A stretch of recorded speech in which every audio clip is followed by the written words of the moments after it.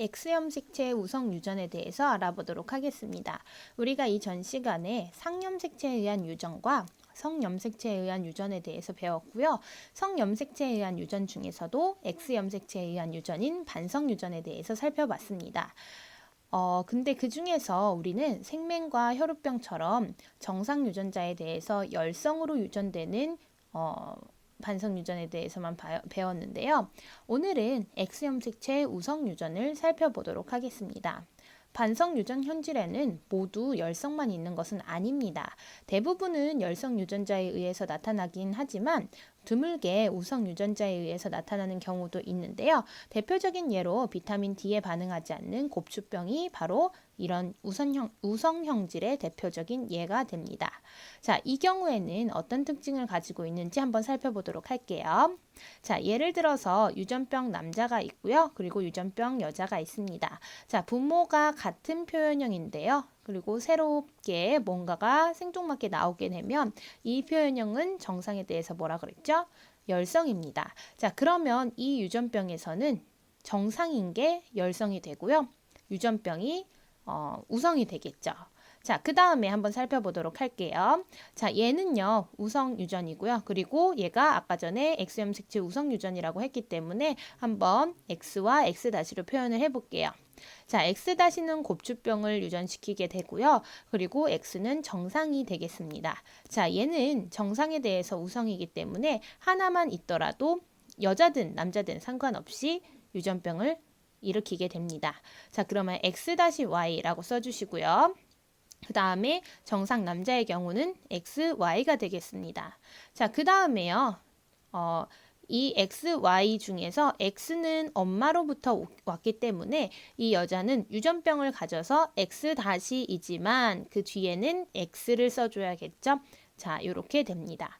그 다음에요. 여기 여자를 한번 볼게요. 이 딸 같은 경우에는 무조건 유전병에 걸릴 수밖에 없어요. 왜냐면요. X-가 아빠로부터 꼭 내려오기 때문입니다. 자, 그러면 X-는 X에 대해서 우성이었기 때문에 항상 이 딸은 유전병을 걸릴 수밖에 없겠죠. 자, 그러면 이런 가정에서 아빠가 유전병이 있으면 딸도 무조건 유전병을 갖게 됩니다. 이게 바로 무슨 법칙이냐면 여러분들 지난번에는 병녀병남을 봤죠? 여자가 병이 있으면 남자도 병이 있다라고 해서 여자가 병이 있으면 그 위에 아빠도 병이 있었고요. 그 다음에 아들도 병이 있었습니다. 유전병을 가지게 된다는 거죠. 그죠? 그 유전 형질. 이거는 열성 반성 유전, 즉 X염색체 열성 유전에서 일어나는 것이고요.